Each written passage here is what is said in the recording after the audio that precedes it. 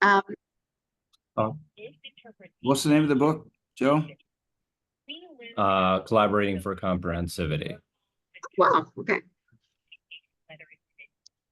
Oh, cool. Welcome. Okay, we've started recording. Wayne?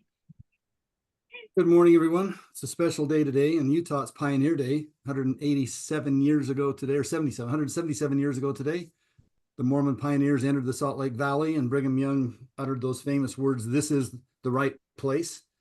And turns out for some of us it is. So we're having a holiday here. We have two holidays in July, but that's not the thing we're celebrating this morning. The thing we're celebrating this morning is our friend Manu is back with us after an extended absence, and it's just so good to see you, Manu. And Raffers and Kelly, we miss you just as much. So hurry back to us as soon as you can. This morning, we're continuing our study out of the book Cosmometry by Marshall Lefferts. I can't see my screen. There it is. I guess you're getting that. And having a great study in this book. We're only 50 pages in, but I think I could say for all of us, based on the feedback we get each week, that we're all enjoying it and getting a lot out of it. So I'm guessing, guys, that the call was canceled last week. Ultimately, is that what I saw in the email thread? So we're still on page 50. We are on page 52, Wayne. Oh, you did do something last week. Okay. All right. Good enough. Well, we will start then on page 52 and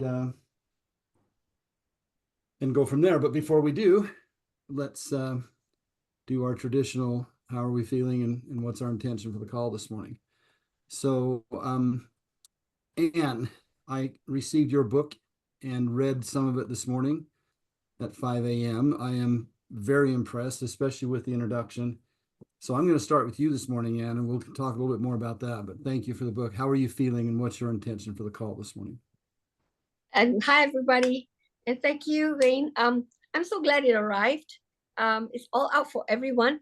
Manu, the book will come to you. I think it'll take a roundabout way because it seems surprising to go to South Africa is crazy. So I'm going to send it through my friends who are in Cape Town when they come over to Bali. And then I'll get the book. But can you send me your address in the group chat here and I'll get it to you? Okay. Okay. Yeah, it won't be so soon. I'll be in Cape Town only around 15th of August. It's okay. It'll be a few months before they come to Bali, and somebody is going there, so we'll bring the book in. Okay. Excellent. So a bit roundabout, but I'll let you know when it gets in. Okay. But thank you very much, Wayne. Yeah, and last week, was it last week? Yeah, we had the book launch. No, this weekend we had the book launch. And it was at a bookshop in Kuala Lumpur. So it was pretty cool because yeah, quite a few people came over. That was my first ever. So I had my ex-students there. One of them was way back when I was teaching in the colleges in 1991 to 96. So he came over. So he's probably touching 50 years old or over 50 years old. So just to give you an idea of the age. And tomorrow he's bringing about 60 people to my school. Yeah. And we're talking about the investment part of it and, the business people. So I'll update you on that one as well. So it's really interesting. I hadn't seen him for a long time.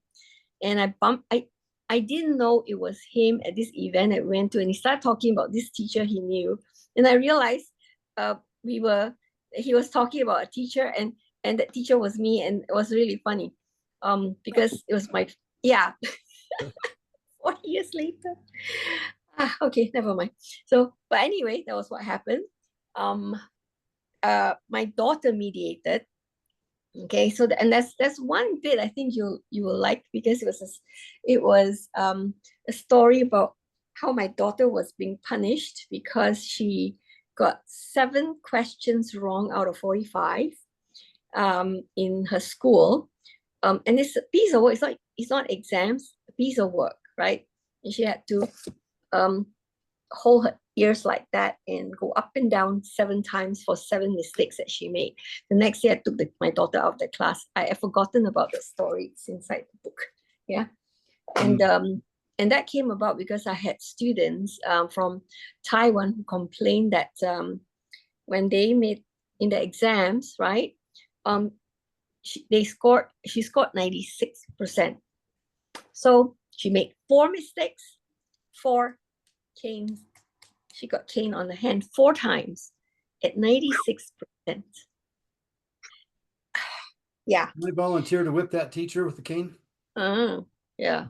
And the thing was, that day when I did an excerpt, I read the excerpt from there, and I had people in the audience saying, yes, they got whacked for mistakes that they made. And someone scored 70%, so got whacked 30 times. That's in Malaysia too. And the girl who shared with me, she was from Taiwan. So just to give you an indicator as to what goes on in Asia. Okay.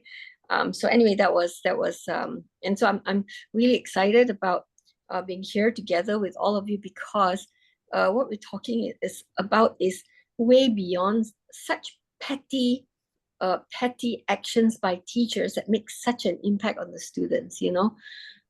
So sometimes I'm like wondering why even go there when there's so many things for us to look into and do together and solve, and you know, yeah. So that's me looking forward.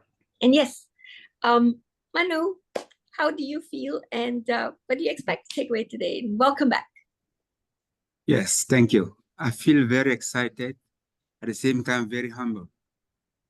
I've gone through a patch that I would have never imagined I could go. And that was like, you know, being burned out and getting into a place where I have the people who are depressed, some people who are very, very hurt in life, and they're trying to make it. So I came out of it with a relative view of life, and that you have to enjoy every little bit that you have and try to make the best out of it every day. And that's my lesson. So I'm really excited. I tried to climb back on the train, but there's so much that has been covered. I'm spending little by little time listening to the recording, and I hope that I'm going to be able to lash myself onto the locomotive. So I'm expecting to get back into the flow, or for you guys to help me back into the flow today. That's the way I feel. Steve, how do you feel? What do you expect? Well, I'm real excited to see you, Manu, and it's good to have everybody on the call today. We've missed you, Manu. In fact, I'm frustrated that we did go through pages 51 and 52, because it talks about the an isotropic vector matrix. You may want to, do you have the book? If you have the book, you might want to start on page 49, 50, and 51. As we get up to this thing, we're going to be talking about tetra volumes, and we've been musing, as we've been, some of us have been looking and wondering why Raffers is teaching synergetics the way he's teaching it, and how he's doing what he can to help a layperson have some kind of a meaningful experience of sacred geometry, of synergetic geometry. And some of his approaches, I don't know. So it'd be nice to have you here, and take your time with it, because it may frustrate you. I'm looking forward to having a better understanding of tetra volumes. I hope you're able to jump right in, Manu. Thanks for that book on collaborating comprehensivity. CJ's book. That's wonderful. When did that get published, Joe? That was published, I believe in, how long ago was that? That would have been roughly, what is it now? August, about 8 months ago. 8 months ago. This was after he passed. Yes. Yeah. Maybe it's maybe I actually about 6 months ago, actually. I think. Yeah, was he aware when it was published, or is this done posthumously? No, this is done posthumous, yeah. All right, cool. Well, I'm glad somebody's making a thing. I'll do what I can about that. So I'm excited to be here, honored to see what we come up with, looking forward to understanding tetrahedron volumic concepts here as we go. Susan, how are you feeling, and what you are anticipating today? Well, I'm feeling like auspicious. I know last week, a couple of the three of us kind of got together and decided, no, we're missing too many of the spokes on the wheel. And so we didn't move forward, but having everybody together today is just wonderful. Yeah, there's some other things in my own life, Manu, and you talked about the idea of burnout and subject that's near and dear. I think that you'll jump right back in, and I have no doubt that just even your presence as we move through these things will help us all to understand and have a richer experience.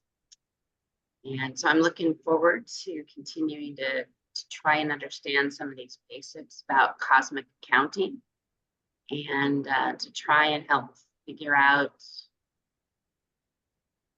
even more application in my own life. Richard, how are you feeling, and what would you like to get out of today? Well, I'm feeling pretty good, even though I've had a bit of a spring cold in the last number of days. And I can also speak to burnout from a different perspective, in that our province is now alive with fires.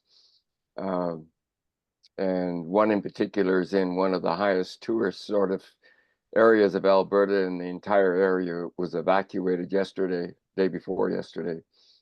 And so we have guests here from Indiana, and they were to head to that area today and tomorrow, which they've now had to reverse and recalibrate and go to a different part of the province.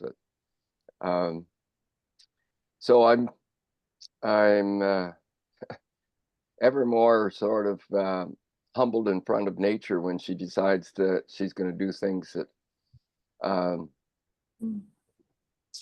indicate that man does not really have control over what nature does. And what else? I wanted to relate to what Anne said about the punishment approach. It doesn't only happen in Asia, it happens right here in Canada as well. When I was teaching back in the 80s and the 90s, I was trying to convince my students at the university to understand Fuller and why he was critical of sunsets and sunrises and ups and downs and those sorts of things. And so one of my students, who was a mother of young children, one in particular, I think was in grade 1 or grade 2, she told her kids what I'd been teaching in school. And so the youngest one, when he was asked to do show and tell at school, he thought this would be exciting. He did a show and tell about sunsets and sunrises. And his teacher took great exception to what he was trying to say. And she basically called him a liar. And made him stay after school and write lines that I will not lie to my teacher ever again, about 50 to 100 times apparently. And so that gives you an indication of how sometimes people treat this idea that you should be punished for things that you haven't learned yet. And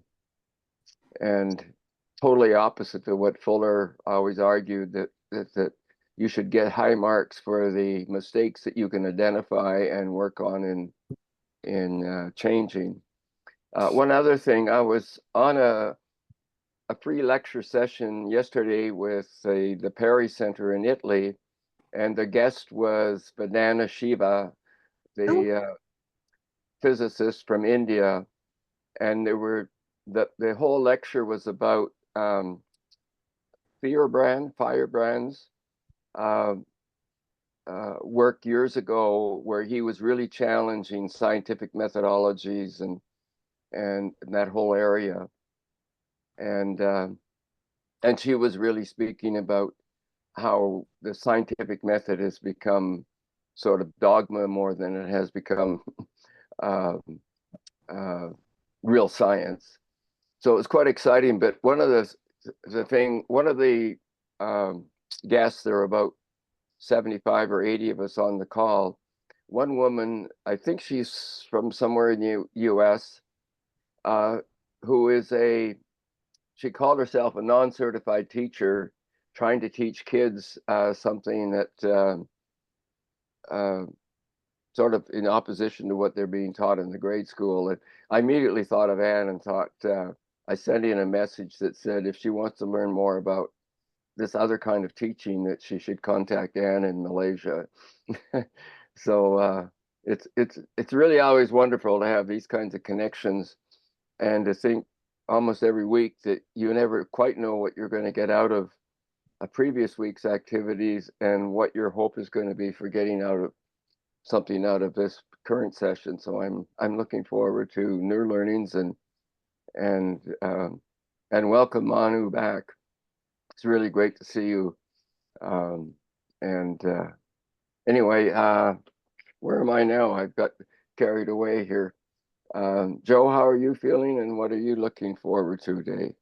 I'm feeling good. And so I'm just happy to see Manu. I think, this is something that, welcome back.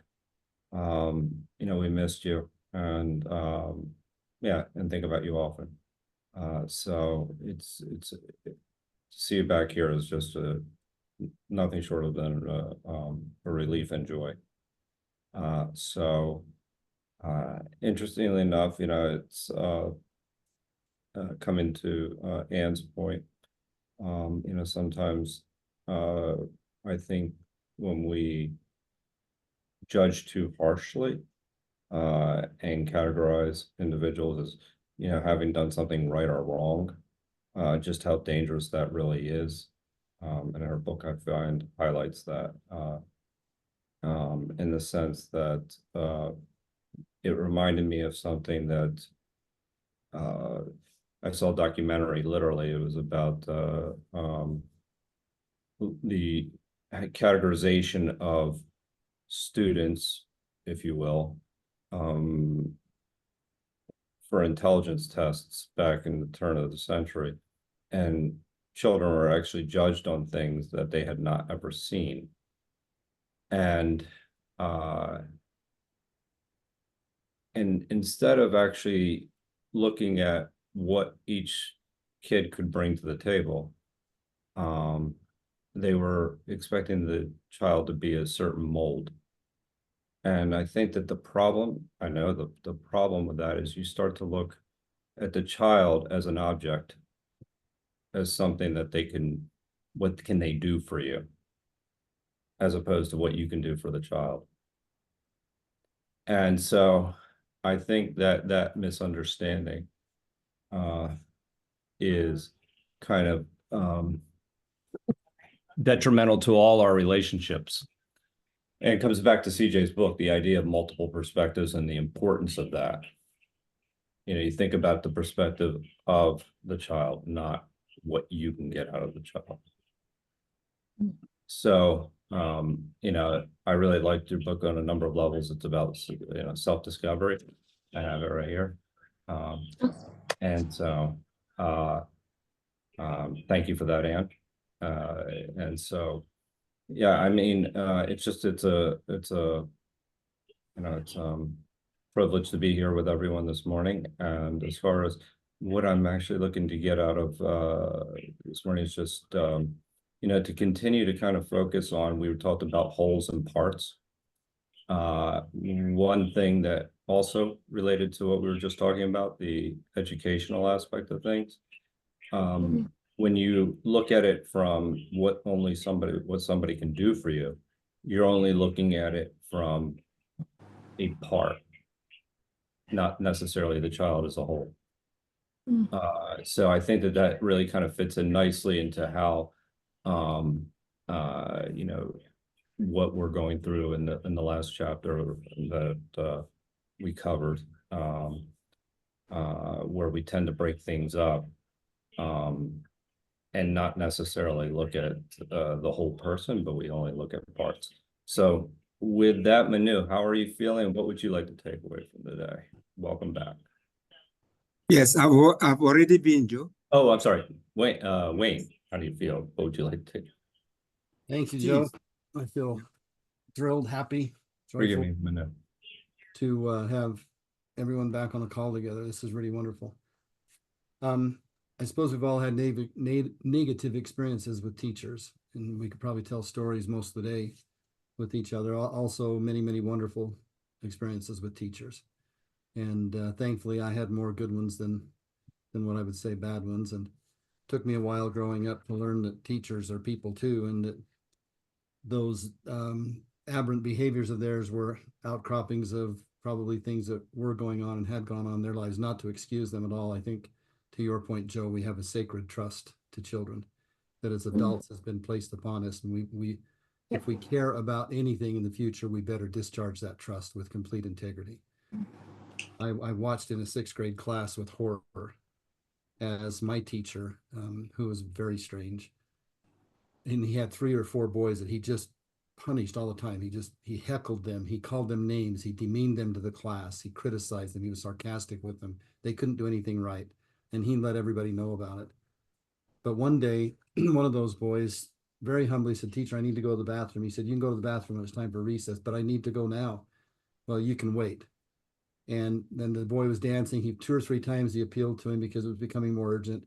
He made him go stand by the door where there was a full-length mirror and look at himself in the mirror. And we watched as a puddle formed under that boy's feet. And I never, ever respected that teacher again. It hurts me to this day for that boy.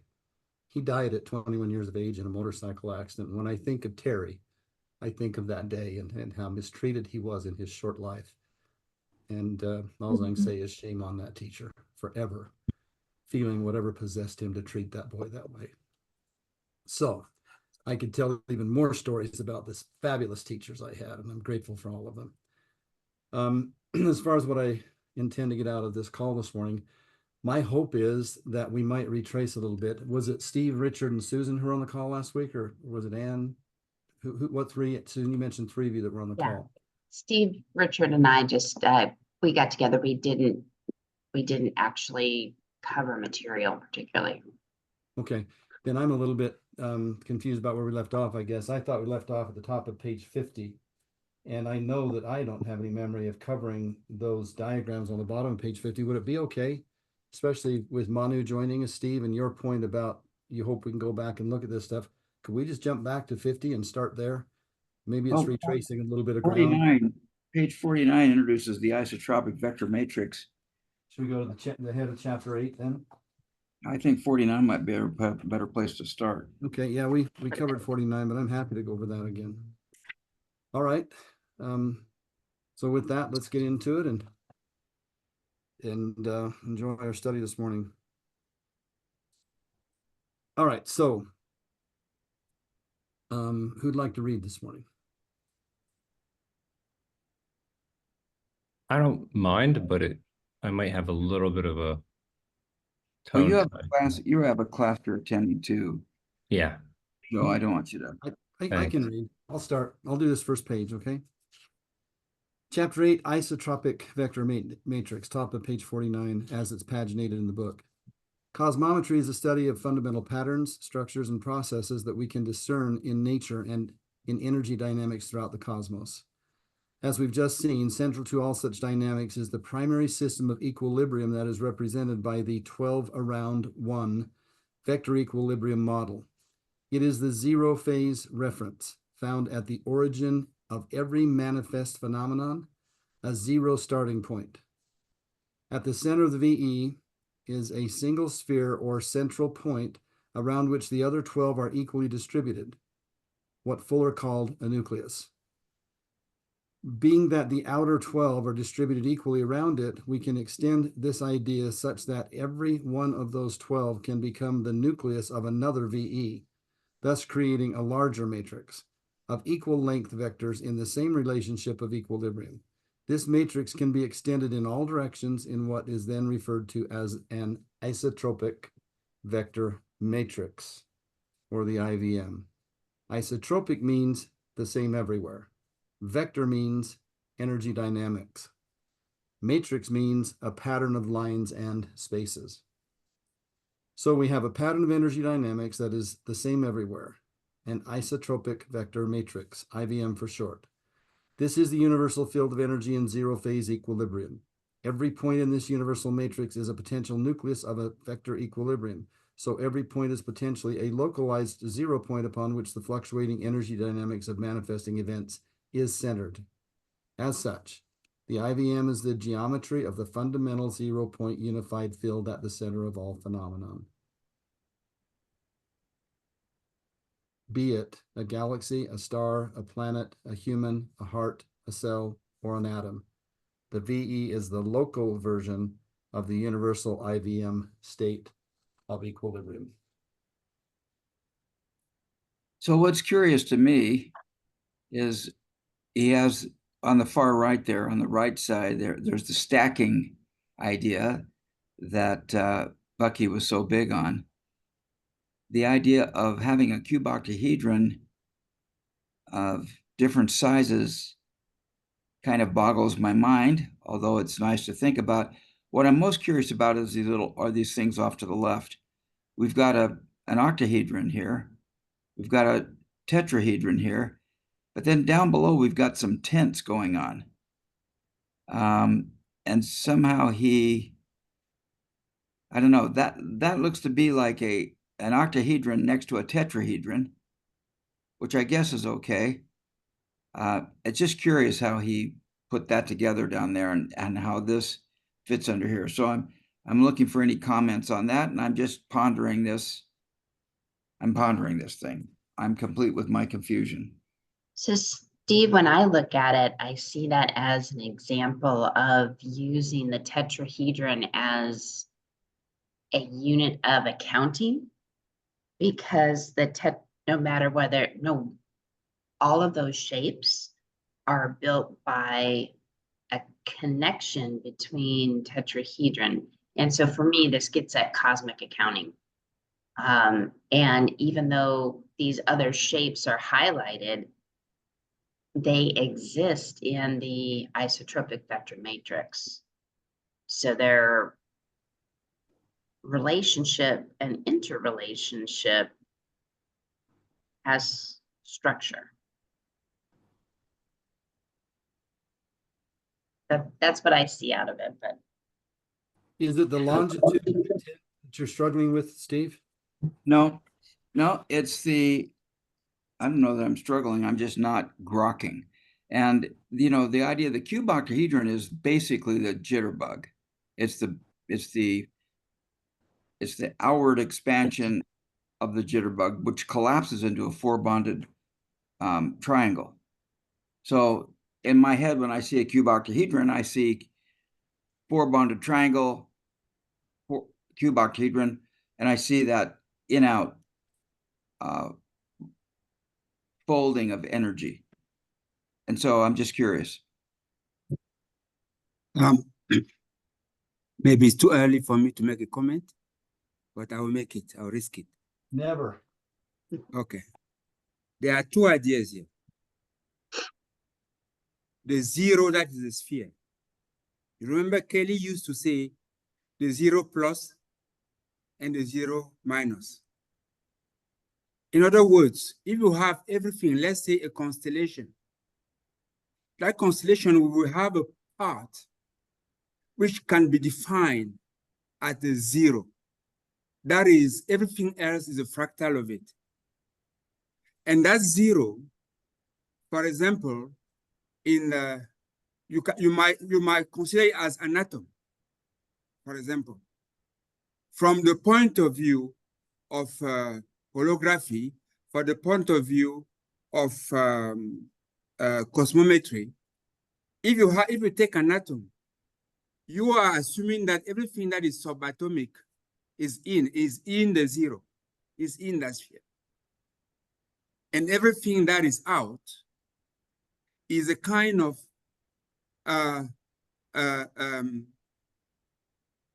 fractal of that one unit that is central.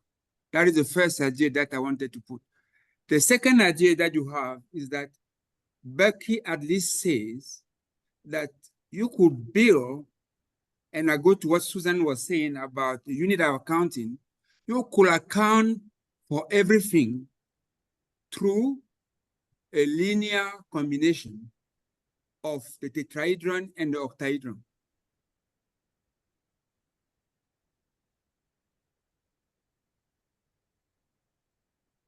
You could account for everything. You could do accounting without derivation and with all of these complicated calculus just by the simple additions of rational fractions of the tetrahedron and the octahedron. And that's why they say the unit of accounting is the tetrahedron, and the octahedron is 4 tetrahedron. And those forms are discrete when you start building, when there is a motion. The first and the most stable is the tetrahedron. Then when you break it, you get to the octahedron plus some tetrahedron. And then further, when you break the octahedron, it goes into unstable forms until you get to the rhombic dodecahedron, which is the largest. It has as a volume 20 faces, therefore 20 tetrahedron. But if you take a sphere that is not stable, the sphere will have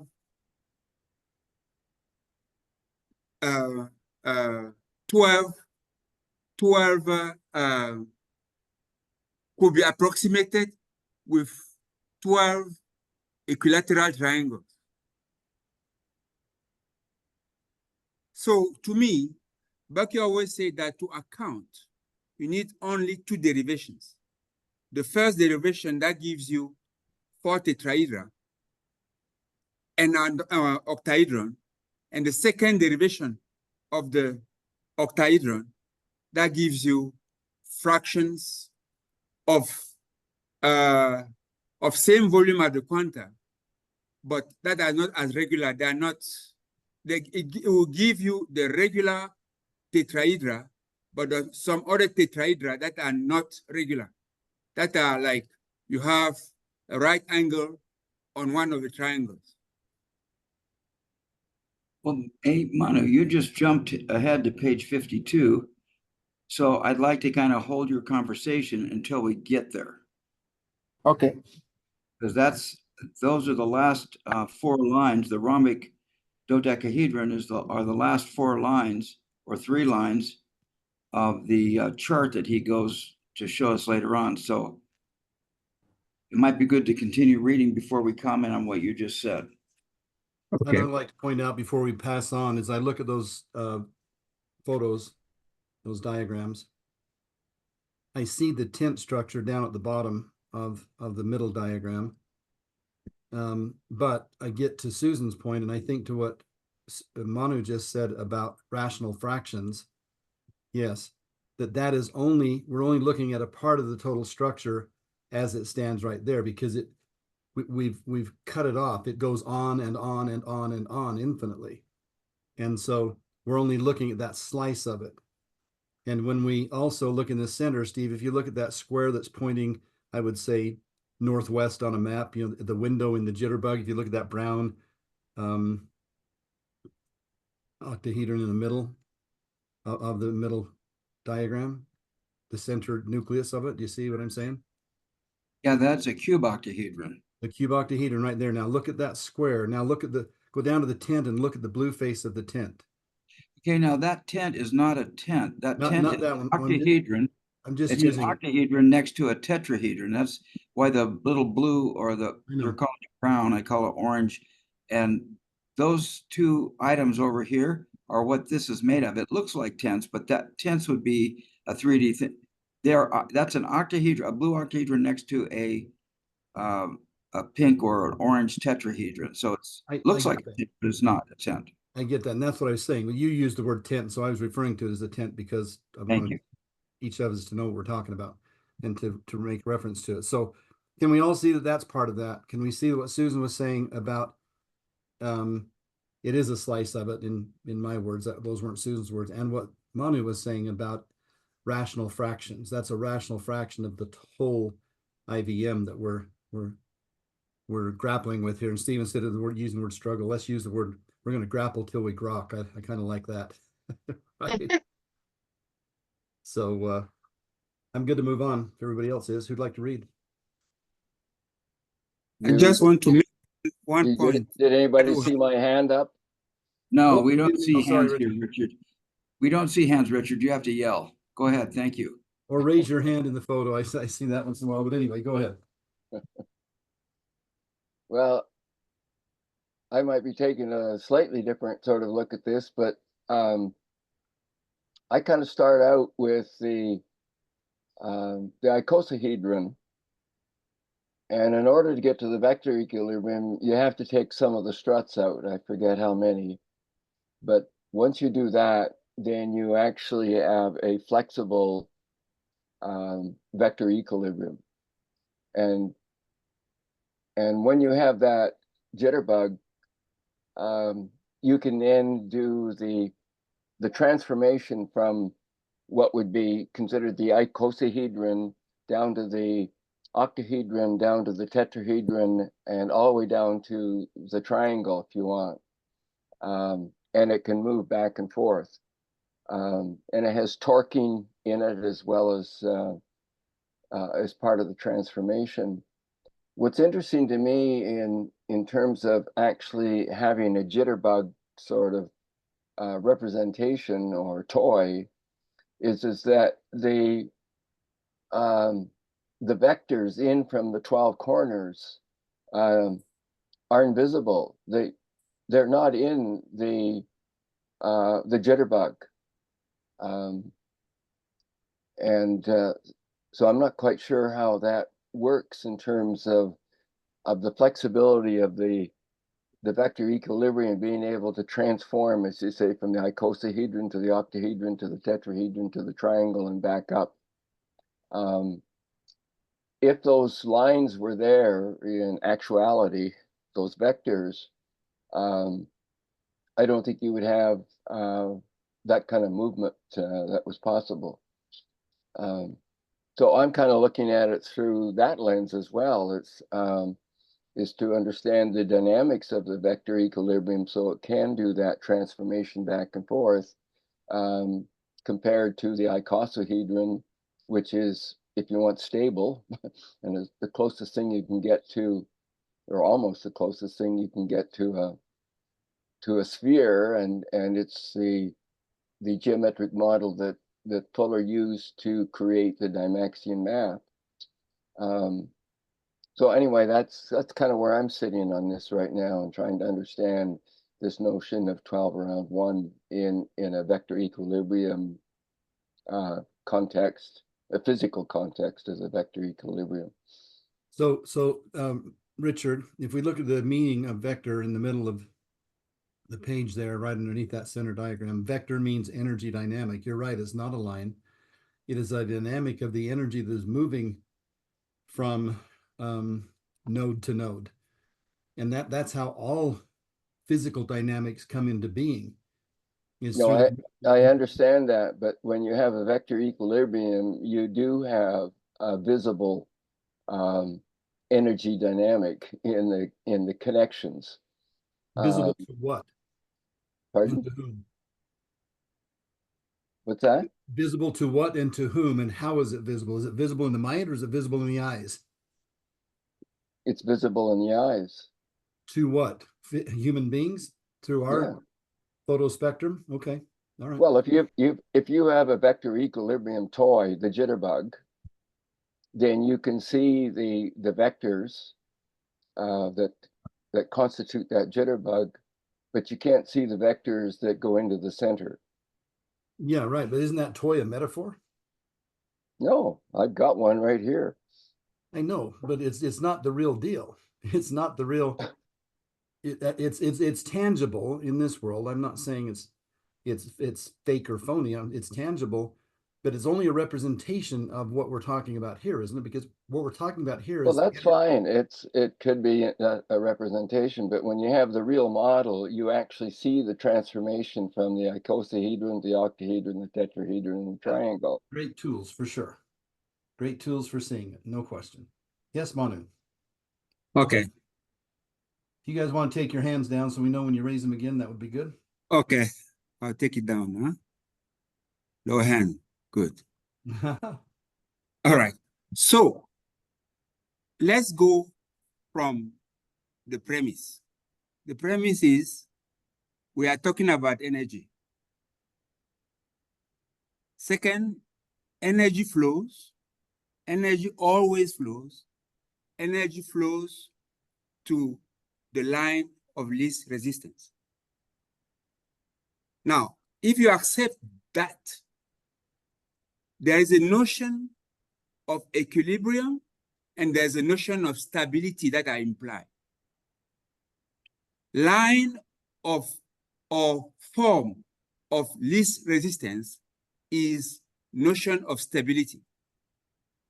The flow is always, there's always change. Now, when you talk about the vector equilibrium, the vector equilibrium is not stable. Right. It is, yeah, it's conceptual. As soon as it reaches that level, something make it change. So it's just like a direct, right? It's not a form that is stable. Right. There is only 3 stable forms. That is where energy flows and arrive there and have a pattern that is constant, that is rhythmic. That is the tetrahedron. That is the octahedron. And that is the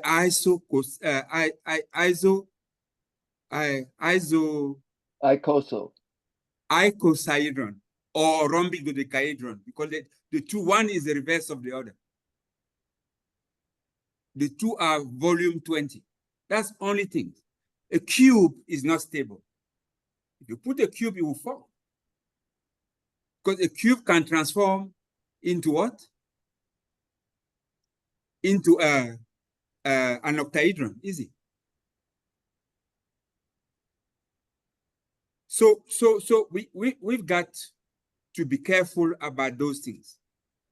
So when he's talking about here, remember that we say that we have the vector, the isotropic vector matrix that is seen to be everywhere, right? That is universe. It seems to be everywhere. But there are constellations. There are local formation of stable energy, whether it's stars or planets or their systems. And those are made of combinations of tetrahedron and octahedron, and maybe or isocosahedron. That's what it means. That's the way I understand this.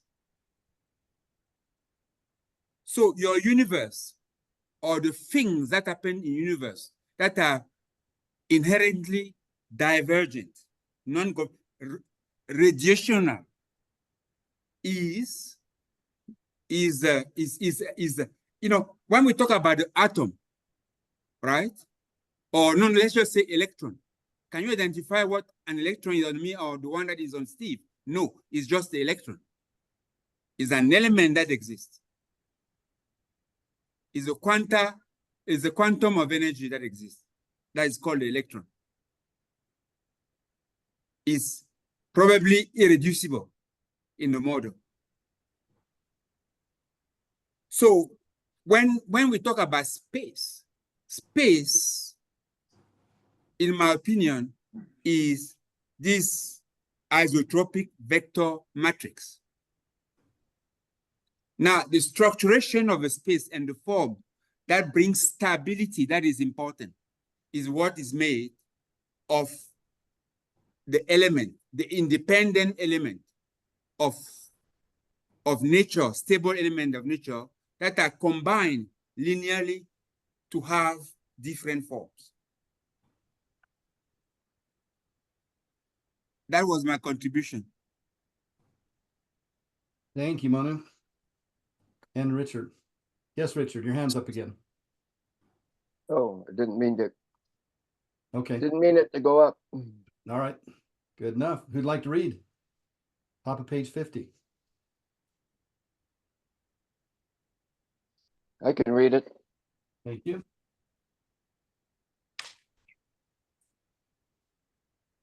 Starting from zero, in quotations from Fuller, such a universal system of identically dimensional lines growing outwardly from any one nuclear vertex constitutes a universal vector system in dynamic equilibrium for all the force lines are of equal magnitude. Bucky Fuller. As we explore cosmometry and how it relates to unified physics, we can consider the vector equilibrium and the isotropic vector matrix as describing the same fundamental principle of zero-phase equilibrium in the energy dynamics of the cosmos. In essence, the VE and the IVM are the same thing. The VE refers to a single unit and the IVM is used for the field of such units. So as the terms are used in our exploration, know that they're always referencing the same 0-point state. This, of course, directly related to the idea of 0-point energy, as we'll see. First, let's explain some of the important characteristics of the cosmometry of the IVM. Well, this next excerpt from Fuller's Synergetics may seem hard to comprehend in his style of writing. It does a great job of introducing these characteristics. The isotropic vector matrix is 4-dimensional and 60-degree coordinated. It provides an omni-rational accounting system that, if arbitrarily accounted on a 3-dimensional 90-degree basis, becomes inherently irrational. The isotropic vector matrix demonstrates the ability of the symmetrically and asymmetrically terminal high-frequency energy vector to accommodate the structure of any shape. Let's unpack this a bit. Can we pause there a minute, Richard, please? Two things. Manu, this must be boring for you at times because you keep getting ahead of us. There we're talking about the accounting system. You mentioned that a little while ago. One time Preston came to me and said, "Dad, do you think Jesus was perfect in school?" And I said, "Well, I'd never thought about it, but he was the Son of God, so I guess maybe he was." He said, "Oh, his teacher must have gotten tired of saying correct, correct, correct all the time." So going back to our teachers, but up at the top, and that next one too, the quote up at the top of Bucky, all of the force lines are of equal magnitude. I think we're describing tensegrity right there, aren't we? Isn't that tensegrity? Manu, go ahead. Okay. But wait a minute. What are you saying about all the force lines are equal magnitude? Yeah, there's no line connecting it. There's no physical anything connecting it, but somehow it stays in shape. Go ahead, Richard. Was that? Well, it introduces another word that probably needs to be understood in terms of what's meant when one uses the language of magnitude. I'm not sure why he used the word magnitude in the way he did, and what it really means in terms of what magnitude means for me. So it's just another word that may have some different sort of If we were, meanings or attachments to each one of us as we read the word something like magnitude. I think what it means to me, Richard, for whatever this is worth, is that if we're talking about electricity, we would be talking about ohms or amperage equally. If we're talking about air or volumes of water and pressure, we'd be talking about PSI. So that's what I see in magnitude. It's the same quantity of that force moving in that direction. Manu. Okay. I like also to come to the fundamental. One, universe is finite. Are we in agreement? Yes. Two, universe, at least the one that we sense, is manifested by energy. Do you agree? Yes. Three, No, but it's not. What I don't think that's fair to put us in a position of saying, do you agree or disagree? I don't think in the dialogue context, we're not in a yes/no type of dialogue. no, I'm not yet at the end of my argument. I will put it as a whole, and then we'll Yeah. discuss it. But at least I need to do the hypothesis that you talk about in the scientific. In the spirit of dialogue, Richard, I'll say that I don't feel like anything's unfair about it because I have a choice in saying yes or no. And I do agree with what he said about energy. I agree with what he said about those 2 points. Okay. The universe Yeah, is well, finite. my point is that if I'm agreeing that the universe is finite, that's part of what I'm agreeing to. I'm also would be agreeing to that what's within the universe is infinite. Yes. Hold on. I'm not yet there. Universe is finite means universe is concave. It closes. Now, there is infinite derivation within the universe. So it's infinitely divisible. But I was going to come into this because universe is concave, therefore is finite, therefore concave. There is a measurement of universe, right? You can measure it. You can measure, there's a unit of measurement inside, and that unit of measurement, the fundamental unit of measurement of that energy is the tetrahedron, right?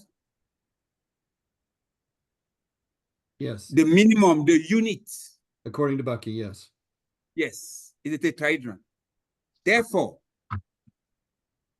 if it is a tetrahedron, it means that the volume or energy of a whole system can be defined as a finite number of a tetrahedron, which in the case of the reduction to the unit, that is a black hole, it is one, is a tetrahedron. Does it make sense? Say it again. No. The universe is finite, meaning that the universe is concave. And inside that concavity, it is manifested by energy. Energy is measurable. The fundamental measure of energy is a tetrahedron. And the whole energy of that universe can be compressed into a tetrahedron. Which makes it also finite or Yes. Yeah. That's why we always say everything starts as one, as a whole, and divide. okay. Okay, that's the nucleus we're talking about, I think. Whatever it is, Yeah. it is that we are in a dynamic equilibrium, meaning that it is compressed and it is tense all the time. That's what Bucky called eternally regenerative universe. And you define the universe as the sum total of our knowledge. The sum total, not in phase, 180-degree phase, but in different phase of different, depending on the sensors distribution around universe that we have. That's the sum total. And it's always vibrating because we are always having hypotheses and then discussing them, discarding them, or keeping them. There's always a back burner, always. So if that's the case and it's dynamic, it means that the tetrahedron, right, is actually a universe on its own, of which you can build the isotropic vector matrix with concatenating tetrahedra. That gives you the geometry of universe. But now, let's take a tetrahedron and imagine that we are at the center of a tetrahedron. All the windows all around are identical. That is the 4 dimension. When I'm in the tetrahedron, I have 4 windows to see all around my world, the 720 degrees. That is the 360 degrees of the concave and the 360 degrees of the convex. Can I say again? When I am in the tetrahedron at the center of it, that is 1/3 from the base in there. And I look at each window, all the 4 windows are independent, is an independent view, because the picture that one window gives me is different from the other, doesn't depend, it is independent. Since I have 4 ways of seeing around, and that the 4 account for all my universe is a 4 dimension. So everything else is a multiple of 4 dimensions. Did you say multiple? Yes. Okay. You can have 120 dimensions. That is 40 times 4 dimensions. That would be 160. Yes, but those are fractals because it is now the devolving of the universe. That is the division of it that is going, inflating, taking different forms to a sphere, and then recontracting back to a tetrahedron. Does it make sense? Totally, to me, yes. How about- Because you can define our physical world into a tetrahedron. You say the volume of the physical world is 1, is a tetrahedron. Then you start dividing. You can also say that it is 4 tetrahedron plus 1 octahedron. That is the same volume of the whole. And then you can divide further. which is fractalization. Yes. Yes. Okay. It's only fractalization if it's using a very basic sort of formula to do that. And you have to understand what that is. And with the tetrahedron, the basic formula to get the fractal that we were talking about is you mark at the midpoints of the edges and you connect them, and you can do that forever. I think So- that's what Manu was saying. Let's put it again. Energy flows. Energy always flows, and energy flows to the line of least resistance. Right? Now, if your energy in the original tetrahedron, you want to flow, where are you going to cut it? Where are you going to divide? At the midpoint of the edges. Exactly. Yes, that's the least resistance. If you try to divide it at one of I wouldn't say apex at the vertexes, it's not possible. right? Right. Yeah. So to understand the universe, we must divide it as nature does, always in equal part. Unity is plural at the minimum of 2, and the 2 are equal in amplitude and opposite in sign. Concave, convex, always. Would amplitude be another word that would be synonymous with magnitude in that sentence at the top of the page of Bucky's? Yes. Richard, It could you see it that yeah. way? Okay. What was the word you used? Amplitude. Equal amplitude. Yeah, probably could. I mean, I like the earlier reference to say a quantification. That's Okay. All right. When you take a sector like this, okay, let's say a sector of 40 degrees or 60 degrees, Okay. and then you have the different curvatures that are, you know, like you draw several circles that are concentric.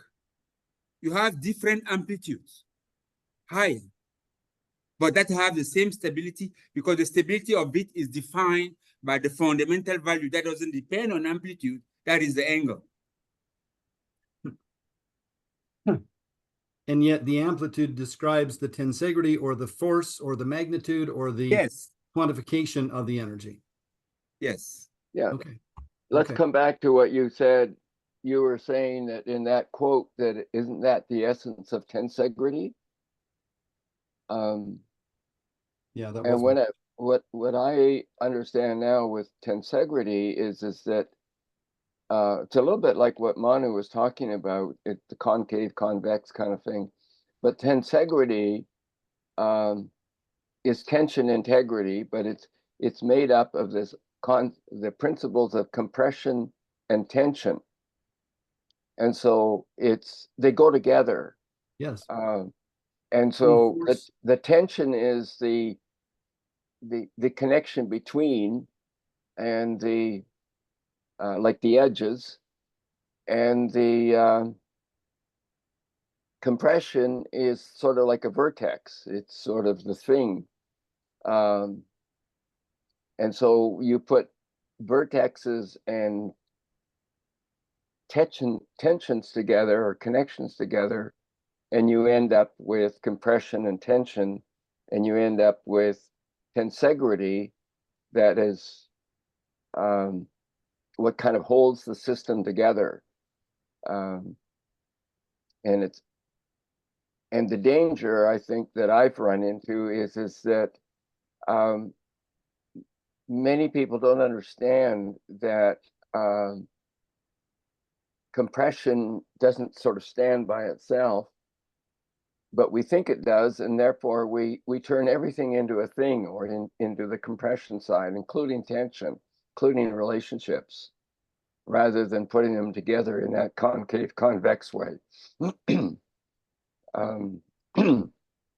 so I don't know if that's what you were getting at in terms of that quote is actually speaking about tensegrity.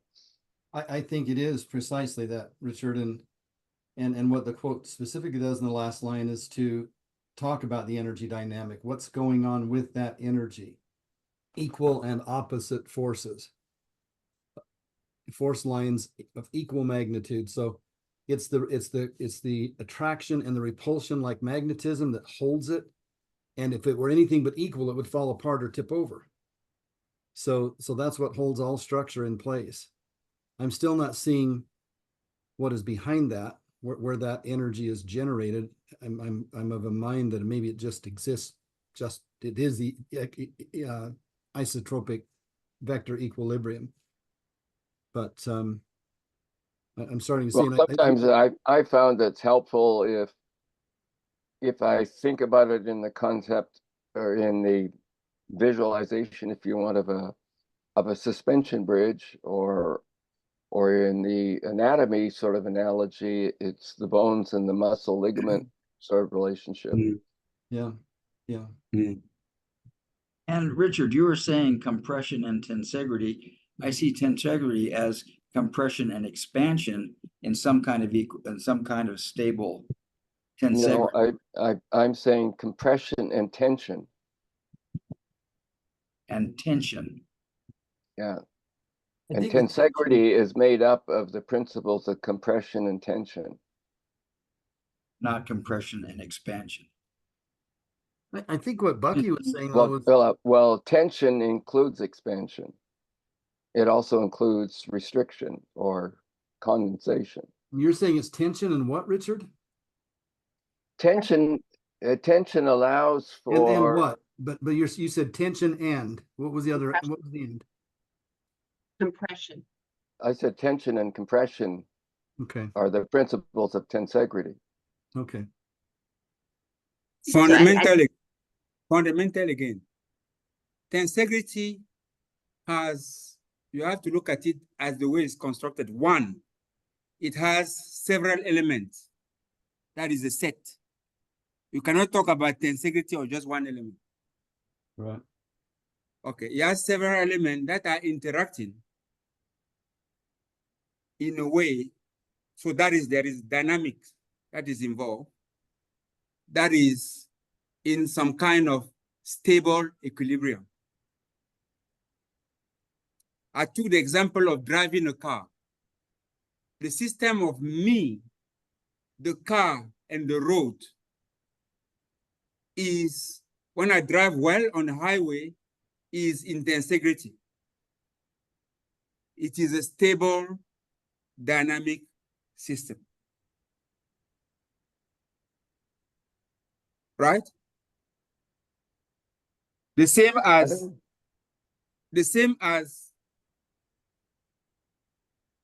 the Earth is in tensegrity with the other planets and with the sun. I suppose I could say yes to your question. Is that right? Only if the provision is there that's right only for a millisecond. That the equilibrium comes and goes rapidly out of, there's no static to it. And we've had long discussions about that. So no, it's not static. When I drive, if you leave that's what I'm Salt saying. Lake, It can't Salt be Lake City, you drive into Dallas. I don't know how long it is, Steve. Probably 20 7 hours. hours, 20, 24 8 hours. hours. Yes. If you drive on the road without crashing, you are in tensegrity during all of those 8 hours. Yeah, there is no static to it. That was my point. Yeah, the amplitude of a system might change from time to time. That is the energy. Veritas. The energy spending, but you are stable on the road, and then you arrive. You maintain yourself. So there is all the friction of a wind. There is the friction of the wheel on the tarmac. There is everything, distractions that comes to you. You are keeping the system in tensegrity. It is living. It's not passive. Yeah, okay. Well, that's an example of use. You can also use the example of the suspension bridge or the anatomy. There's probably others examples that really bring about the fact that you can't talk about any kind of tensegrity system as if it's all one thing or the other, which is what we tend to do. We tend to turn relationships into things.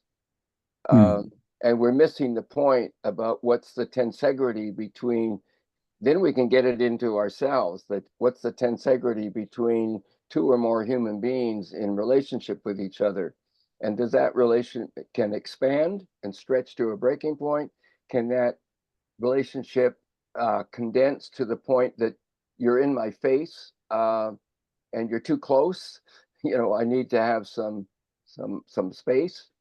And that's the dynamic of the tension going back and forth between points or vertexes. And you get, as Manu was talking about, you get dynamic equilibrium. It's the static sort of notion, as Wayne is saying, is momentary. It's minuscule. It's there, and then you're through it almost immediately. So the idea of static, or maybe even that 0 point of being something that is kind of almost like permanent, is not what dynamic equilibrium is all about, nor is what tensegrity is all about. Static does not exist fundamentally. Static does not exist. Right. Yes.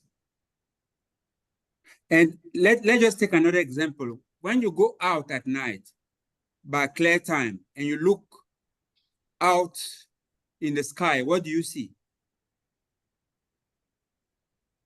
Stars, right? Yeah. If you take just the stars, that is the matrix.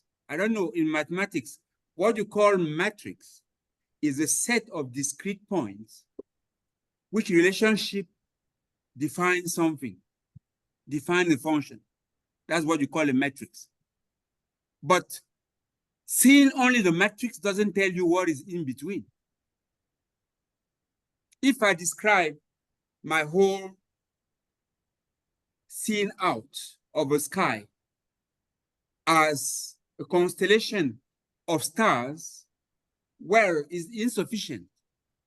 It is implied that there are other things which I don't talk about because, as Becky will say, they are not relevant to my context. They're out of the relevancy. I'm looking out to see what is bright. Therefore, I describe my sky as a constellation of stars. That is the matrix of my set. But the matrix of the set is not enough to define the set. You have to define what the content of a set. So in utilitarian terms, we just see the stars. But there's a lot in between stars.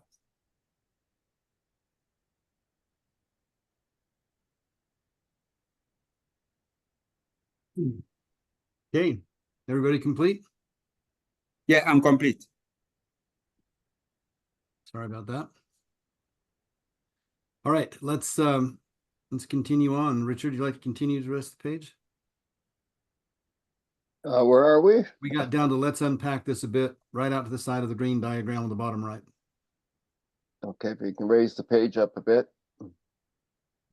I'll do that here.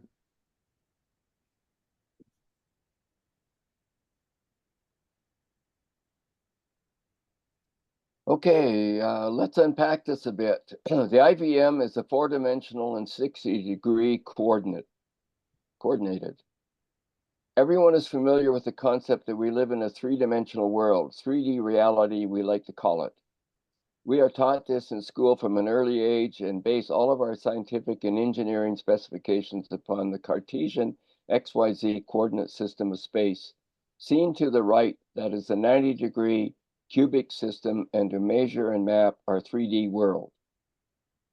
While it's very useful for this purpose, it turns out that as the basis for all of our primary spatial measuring systems, this coordinate system has introduced unanticipated complexities in our mathematics. What Fuller is describing is a different coordinate system that is based upon a 4-dimensional 60-degree spatial model, which is the IVM. It is 4-dimensional because the VE, and by extension the entire IVM, has the characteristic of having 4 planes that intersect a common 0-point center as seen in the image to the right.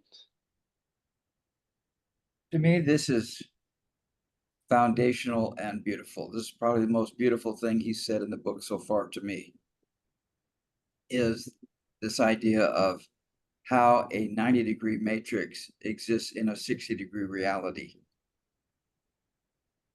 I love this. I love these two graphs. And the longer I look at them, the more I love them. Well, the thing that's interesting for me is what I've taken out of the Cartesian 90-degree system is that that's what I normally how I normally experience the world around me.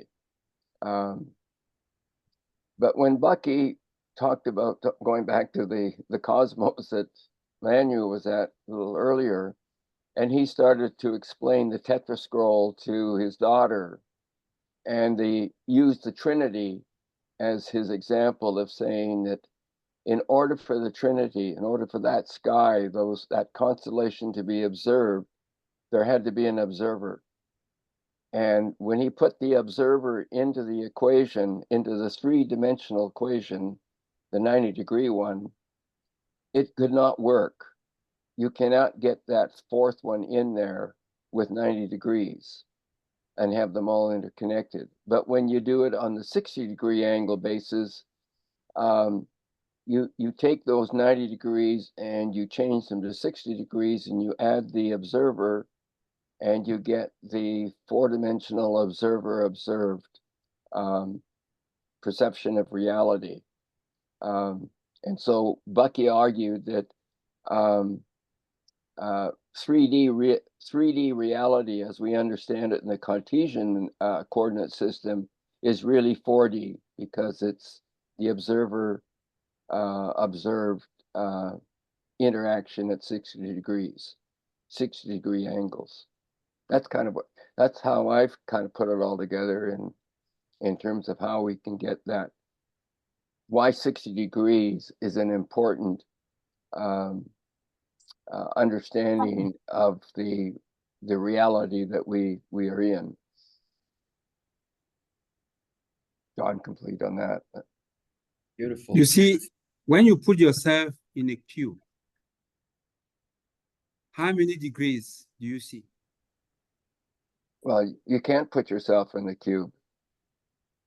No, you can put yourself at the center of a cube. You will see 360 degrees. I The can only way, I can put a point in the cube. yeah. Because you're looking at 4 90-degree angles, the corners. No, you're 3. 360 degrees. You talking about the part you can't see behind you or beneath you? What are you talking about, Richard? Well, I'm looking at when you have 3-dimensional on the basis of height, width, and length, and you want to put the observer in, where are you going to put the observer? Well, he said put yourself in the center of the cube, assuming I think that you can see omnidirectionally. Well, Tell I'm me- not.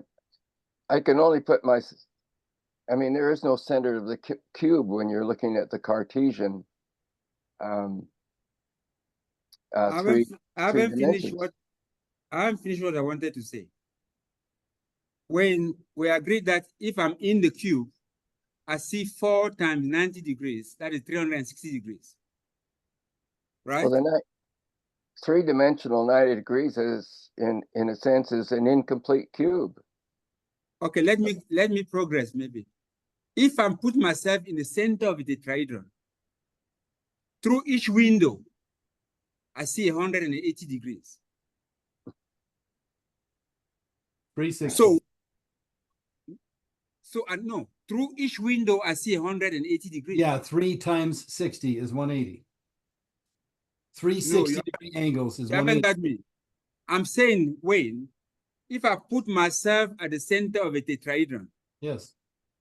that's well defined as if you take any face to the vertex that is opposing it is 1/3 from the base and 2/3 from the vertex. That's where the center is. Okay. If I put myself in there and I look through the window, through each window, I am seeing 180 degrees. I see the whole plane in that direction. So in the tetrahedron, I see 4 times 180 degrees, since there are 4 triangular windows. So I see 720 degrees. Do you get me? Yeah, but again, the whole thing is that if we're looking at these 2 diagrams, that's all I'm getting at.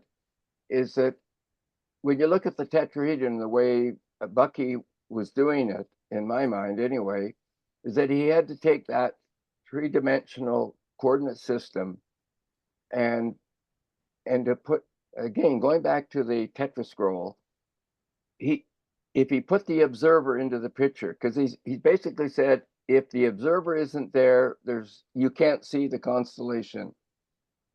And so then when he did that, he couldn't make the connection with a 90-degree system, and it had to become 60 degrees. And then the observer and the observed, the three-dimensional observation, became possible. But the 90-degree system, just a minute. So to stay with that line of thinking is what I would prefer at this point. But to then move us over and say, well, no, let's take a look at the tetrahedron and see whether or not what it looks like if you're inside the tetrahedron. That's probably a different kind of discussion to try and understand what it means to go from the Cartesian sort of coordinate system to the 60-degree coordinate system. it is not, you can't go from one to the other. It's a radical change. Yeah, because of course it is. if you are in a Cartesian system, you're going to end up with what you call irrational numbers, like pi. Yeah. Because there will always be a remainder. Right. So it makes mathematics very complicated. But if you reason in reality, because the reality is that I'm in the system, I cannot be out of a system. The observer and the observed is the fake stuff. I am part of a system.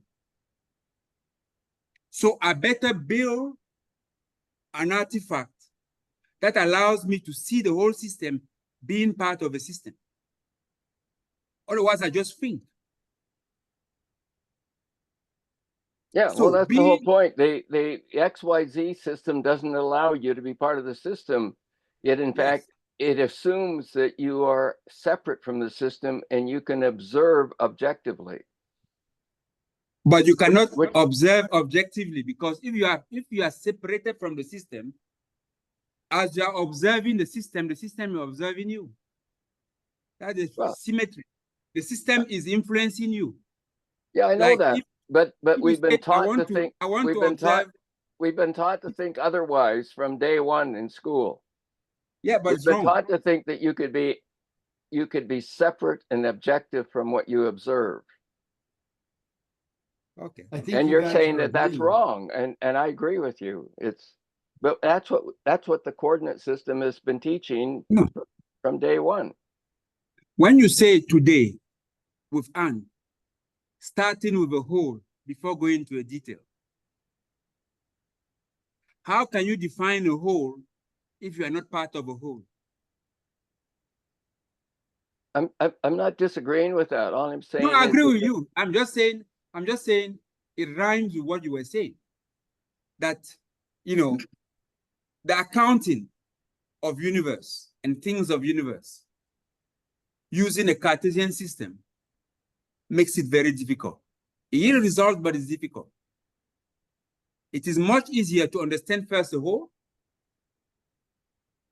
and then see how you divide it in the best way. That is what you call thinking. Thinking is dividing.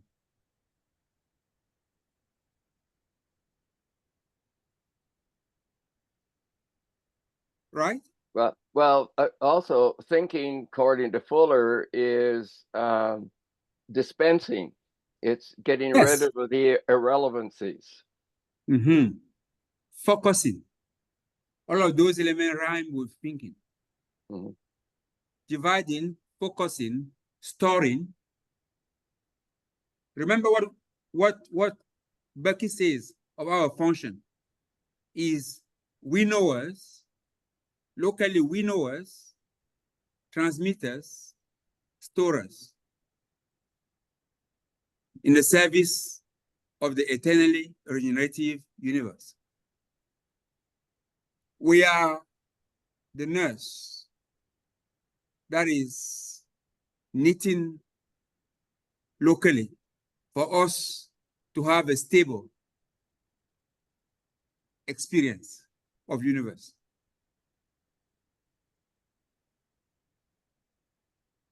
Okay, I think we shall progress.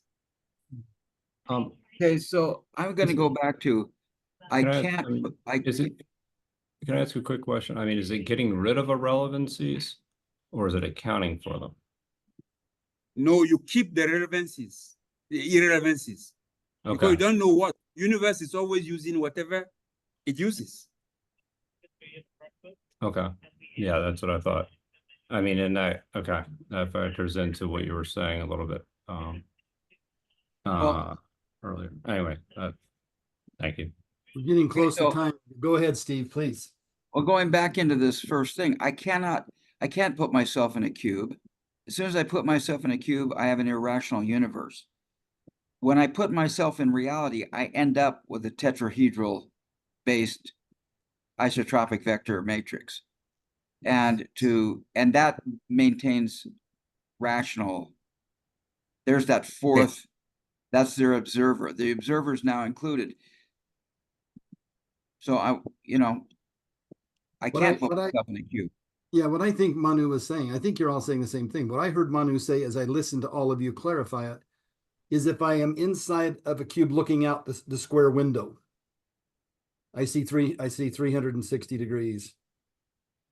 If I am inside of a triangle, I see 180. If the plane is triangular shaped, I'm inside the tetrahedron looking out. That's what I heard him say. Is that accurate, Manu? Yes, and then I have 4 triangles. But the key Therefore, word is if. I have 720 degrees. Okay, The but key word is if. He didn't say when I'm in there or that's even possible to be in there. He said if I could be in there. That's No, what I I'm would say. in there because I'm part of universe. No, I'm saying definitely cube. With the cube, it was hypothetical. yes. yeah, but The cube is not stable. The cube is not stable. Not. And there are not 180 degrees in a triangle. There's 1,080 degrees in a triangle. Yes.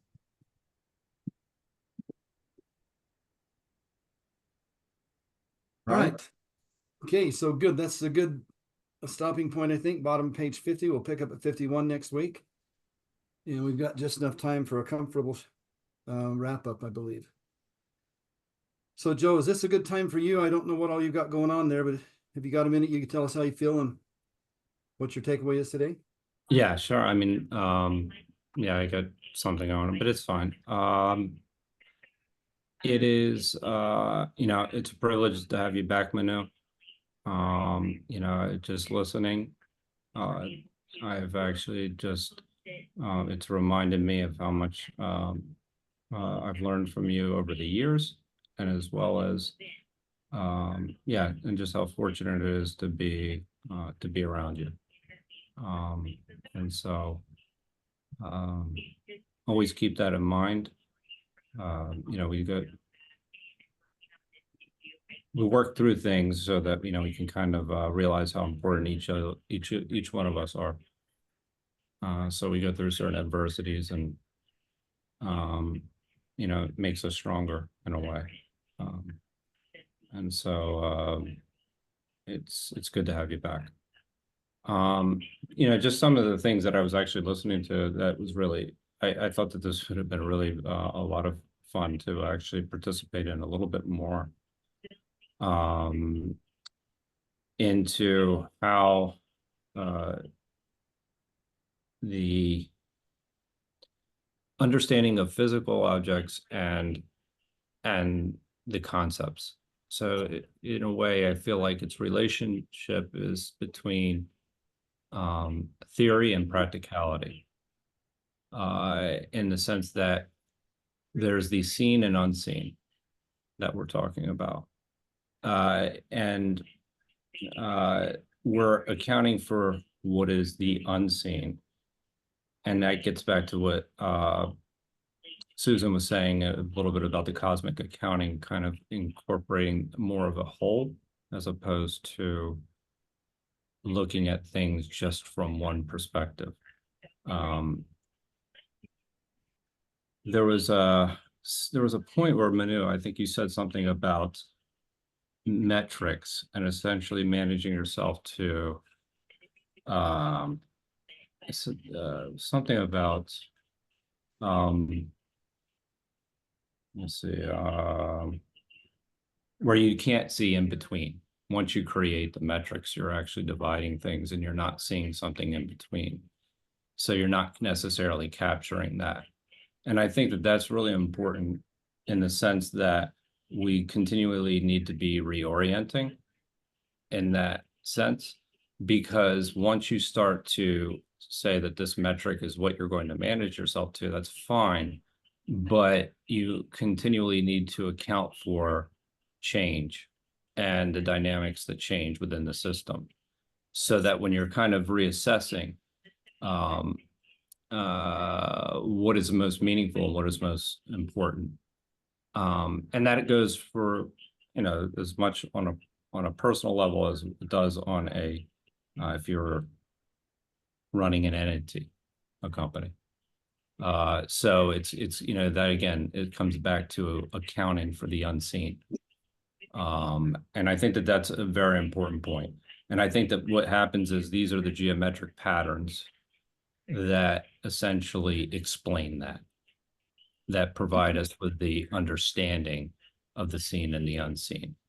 So, you know, these are, you know, and you can trace that to other concepts like stability and tensegrity. So, yeah, no, so I mean, I wish I could have participated a little bit more. I don't know what I'm doing here actually, but in this other class, but it's a privilege to be here with everybody. And it's great to have you back, Manu. So Manu, how are you feeling? Since yeah, and what did you take away from today?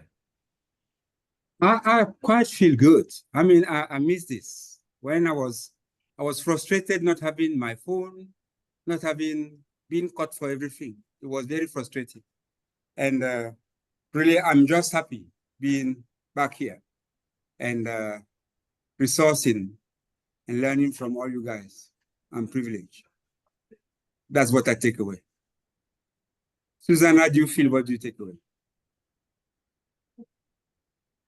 I do feel happy that we have the chance to really dig deep on some of these issues. And you know, everything's always in context, but I feel like this difference between a Cartesian outlook or understanding of the universe and looking at a 60-degree, you know, 6 degrees of freedom concave, 6 degrees of freedom convex, as you know, and I am this little nucleus moving through the universe and things organizing around. I think that maybe on some fundamental level that describes or explains some of the dissonance I feel moving through the world.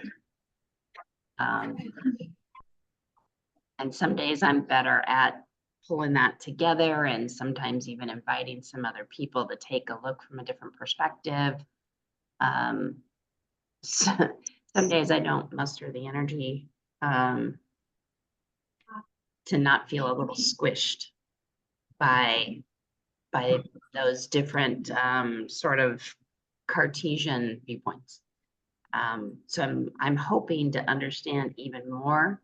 You know, Wayne was very clear that this is about energy manifesting, and application would be understanding these things enough that I can manifest as a channel of light into this universe. Richard, how are you feeling, and what would you be taking away today? Well, I'm feeling pretty good and invigorated, and it's always nice to go back and relook at this whole question of the Cartesian paradigm, and how it's infiltrated into our system over hundreds of years now, I guess. And that the idea that one has to learn how to be objective in order to be, in my work anyway, in order to be helpful, I have to learn how to be objective in Yes. relation to those that I'm helping. And it's always incongruent in the sense that it's very difficult to be able to stand apart and assume that you are not affecting the equation, if you want, on the other side, or the dynamic on the other side. But the books keep telling you that that's the way you're supposed to behave. And I think it's really done harm to those who are in my work now, in anybody who's in the healing business, whether it's in medicine or social work or psychology or education. We have been misled over the years about having to see the world as a 90-degree Cartesian objective sort of universe. And when I got taught, or not taught, but when I became more familiar with Buckminster Fuller's work, and he explained, again, I go back to the tetraskull, when he explained the three bears, or the Goldilocks story, to his daughter Allegra, and put the observer into the picture to give you that minimum 4 dimensions, the self and the 3-dimensional environment that we're in. That's when it made sense to me. And it made sense to me that I have to be careful of my professional and personal relationships to other people, but I can't divest of them. And there are times when I would share something of me that the book might have said I shouldn't be.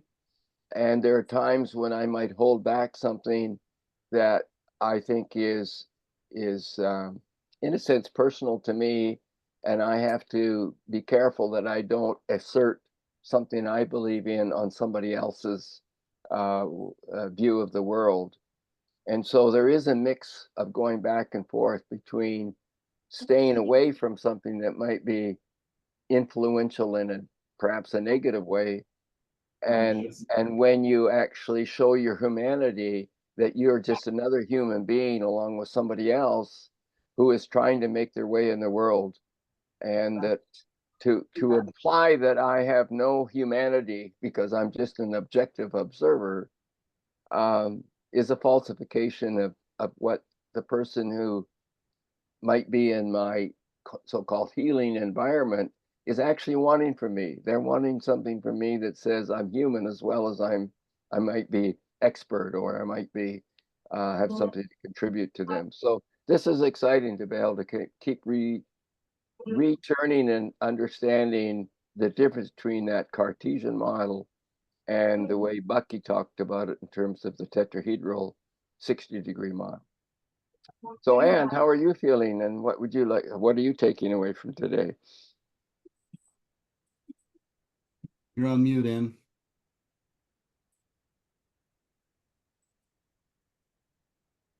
Yeah, thank you. I'm more enlightened than the first round when we ran through it. So I'm glad actually that we went backwards on 249, and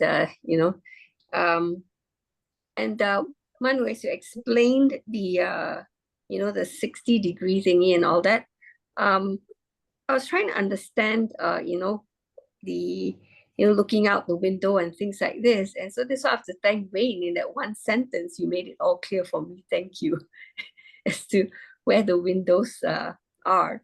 So thank you very much. Yeah. But the 60-degree, the first time I looked at it, okay, I'm not sure where exactly the person is. Yeah. But anyway, yeah, I know we'll get better at this as we go along. Yeah. Anyway, I'm looking forward to the next page to run through it again, because I think there was something that came up last week when we, 2 weeks ago when we met up. And regarding the way it was explained, yeah, I think Steve, we had that issue with this next page, yeah.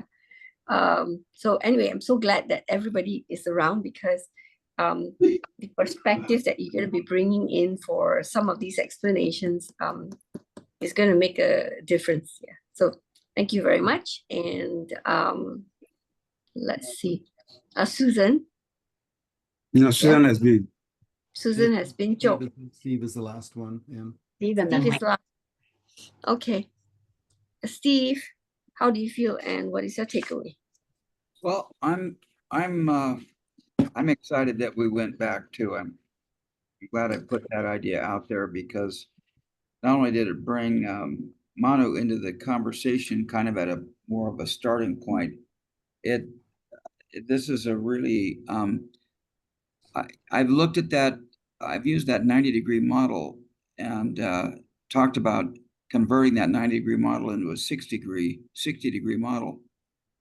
And the idea of the observer being involved in making that three-dimensional reality into a four-dimensional reality, I don't know that that can be contemplated enough. And I've surely enjoyed that, and I'm going to continue to contemplate that. I'm so grateful for Richard mentioning Tetrascroll because I have the Tetrascroll book. In fact, I have 2 of these books. And what is interesting, as I took a look, one of my books is actually signed, autographed by Buckminster Fuller. Huh. Wow. So that's exciting. And it also includes a little handout here with some stuff, and the headline on the one side, it's diagrams on the one side, and it's headlines on the other.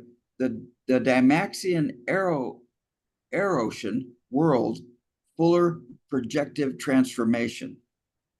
The Dymaxion Aerocean World Fuller Projective Transformation. I'm gonna have to read that. It's like in 4-point type. I might have to put it in my copy machine and bring it up to something that I can read. So that was an epiphany today.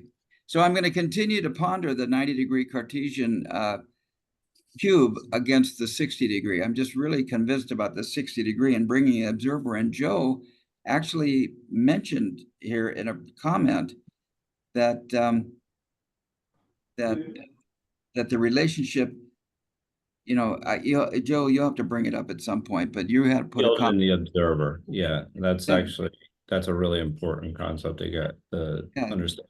Like that's out of the Bhagavad Gita, actually. Yeah, brings in the observer. So I'm going to ponder this whole thing. I think I'm actually going to listen to this recording back around 8 o'clock when Manu went on a rant. I'm going to re-listen to that rant. Thank you, Manu, for being here. I've missed you sorely, and you came in at exactly the right time because next week, hopefully you can make it next week. We're going to hit that table. And that table is going to talk about the irrationality of the 3D Cartesian matrix and how the tetrahedral matrix or the cube octahedral matrix is more rational. So we're going to get into that, and that'll be exciting to me. Wayne, how are you feeling, and what's going on for you today? What's your takeaways? I feel peace at having everybody back together. Manu, it was seriously disturbing to me to have you gone. As your friend, I've been very worried about you.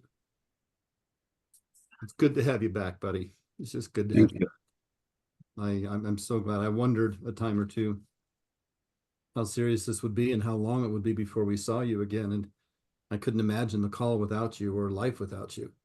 So that was that was distressing to me, and I'm feeling a release of all of that. It's just so good to have you back. I think I would feel the way about any of you if you were pulled away from the call by some emergency like that. And as I got into your book, a couple things I wanted to highlight. Anne was committed to preparing children for a volatile, uncertain, and changing future where the jobs most will be doing haven't been invented yet. And thanks to Bucky, I saw that clear back in the late 70s.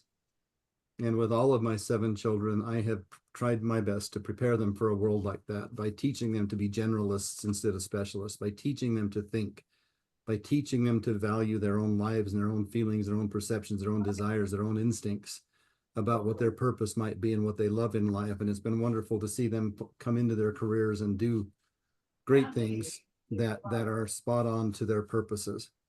It's a miracle really to me to watch a child discover that and then develop it and contribute it, which gets to what Susan was saying about understanding all of this well enough that we can manifest as a light in this realm. And Susan, I also felt deeply when you said it describes the dissonance I feel moving as I'm moving through the world. I've pondered that a lot recently. The more connected we become to the things we can't see, and I had sat back and mused today as I listened to all of you and watched the screen. We're just sitting here going on and on pontificating about things that are completely bloody and visible to most of humanity. And isn't it great that we could even have those discussions, that Richard could sit there and talk about these relationships and things that they're not visible. We're talking about something that in the minds of most people don't even exist. And yet we're talking about them as though we know, because we sort of do, and discovering as we go. And it's just such a beautiful process. And I didn't know you had a deep love for trees and the deep roots and this part about providing homes and safety for others. It just all resonates with me. Everyone has the right to live a most extraordinary life in Anne's ecosystem. And then in the preface, you can start wherever you are. Very early on in our Children of Abundance videos, you will find a slogan that I repeat over and over and over again. My message to humanity as a result of Bucky's influence in my life is basically most basically this: you can start where you are with what you have and move forward. You need nothing else. And education is the key.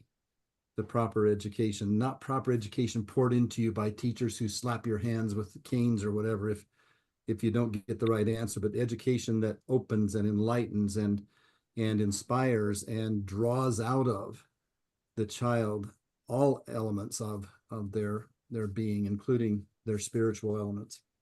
So Susan, the more connected we become to all of that, the more we're going to recognize the dissonance in the world. I've pondered that a great deal. There's that Christian scripture, be ye in the world, but not of it. And we are unavoidably in the world. We are 3D creatures. Our bodies are very much three-dimensional. And yet there's this other part of ourselves that isn't. And the more we can tap into that, and the more of that isometric vector equilibrium power we can bring to bear in our being, physically and emotionally and spiritually, the greater tool this three-dimensional thing becomes. Now, does that mean that we can lift ourselves above the fray and that we're not going to experience the dissonance and friction of the world? No, the airplane keeps its tires on the runway with all that friction, as Manu was saying, until they lift off. But we always have to come back to Earth until we don't in the final liftoff. And so I've come to embrace that and to enjoy it and to accept it in myself. I mean, my prayers these days are more about, here I am again, God, with all of this stuff dripping off of me that I keep trying to avoid each day and do better than, but it's still here. Still got the ego, still got this, still got that. I didn't do so well in that situation. Now where do we go from here? And then feeling that impouring of that something else that comforts and says, it's okay. You know, we did all right today. Now let's do a little better, or let's do the best we can. And I want to give you a gift if someone hasn't already. Have you ever read the book Overstory? Overstory? Overstory. No. Susan Whose said book is that? Who's the author? it's called Overstory. And Can you write it in the the chat? author is Susan, maybe you can, Richard Powers. Mm. Susan sent this, and this is one of those books that Susan sent me based on her intuition. Is she a light in this world? Oh my goodness. Richard who? Powers. Powers. I think it's Wayne to one of those moments where, you know, we all facts should be true, but not all truth are facts. And that beautiful moment where I end up finding that intersection of how much truth is coming my way when I let myself go over to fiction and let somebody tell me a story, and it makes connections in different ways. I know Asbury was one of the guys that I've listened to on podcasts, whether not saying that he's a be all end all, but he talked about the idea that at some of his, multi-million dollar, billion-dollar conferences that a few years back, that was one of the big things was having all these masterminds go back and make space in their reading life for fiction. Yeah. Because of that. You gave me that gift. I was in resistance to fiction. I didn't have time for it. It wasn't serious enough. I had too many other things I had to care. There were too many things I wanted to learn. And given the time that I had there and your intuition to send some of the fictional books you did, each one of them was very important to me. Manu, before I wrap up, do you want to say something else? Go ahead, please. You had your hand Yeah, up. I was just going to tease you guys. Did you know that tetrahedron the square of the tetrahedron is -1? Oh, goes back to our formula, doesn't it? Yeah, I mean that the universe is finite, right? Yeah. And the visible is a tetrahedron. The invisible is the convex of a tetrahedron. So the convex and the concave put together is -1. It's close in volume. It's gravitational. Mm-hmm. That's why the fundamental force of every how will I say, every planet, for example, is the gravity, because that's what holds the structure together. And Because that's radiation is always there trying to pull it out. yeah. Gravity has to act enough for the form to be valid for a certain time. Yes, and so that's what keeps us tethered to the world and to that three-dimensional state, and that's where the friction comes from. That's where the dissonance comes from. But what's that formula? Remind me. Radiation is 2 times more Radiation locally, gravity is twice radiation. Yeah, and yet radiation does have the power to lift us out of gravity. No, ultimately, radiation will always vanquish. Yes, yes, yes. See, there's our spiritual power. But for the time being, for the time of our consciousness, Yes. locally, radiation is half of gravity locally. So Susan, my promise to you is that this book does bring us to the threshold of how we can use that power. I was devastated when I got to the end of it. I thought it was going to tell me exactly how. And it was like, no, he didn't give me the answer, but there's more. Does it exist in Audible, Suzanne? Yeah. Okay. So we can have it. I have a few credits. If you can read this in Audible, good luck. Are you talking about Overstory? Yeah. No, listening to it. Overstory or Cosmometry? No, not Cosmometry. I have Oh, Cosmometry. Overstory, yeah, that would be a beautiful story in audio. Yeah, the And Overstory. Yeah. I too love trees. I've always been fascinated with trees. I have a photo collection of trees. Have you ever encountered the coastal cedars of California? You've probably seen the redwoods, right? Yeah, the coastal redwood, yes. The coastal cedars are also magnificent trees. But anyway, Overstory is a lot you're talking about, right? What's that? The sequoias. Yes. Overstory is a lot about trees, and in the most beautiful way. It just an amazing book, an amazing. Are there graphics into it? No pictures that were no pictures. No, I'm just trying to see at. Okay, I will have 2 versions, maybe the audio and the Kindle. Kindle is not too expensive. Oh yeah, thanks, Steve. Look at those, Anne. Look at that tree. Wow. When you stand and look at the trunk of that thing, there's something about the trunk of it that is just.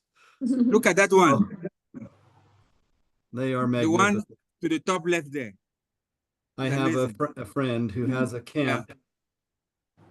I have a friend who has a camp in just outside of Yosemite, and the driveway going up to the lodge is lined in these coastal cedars.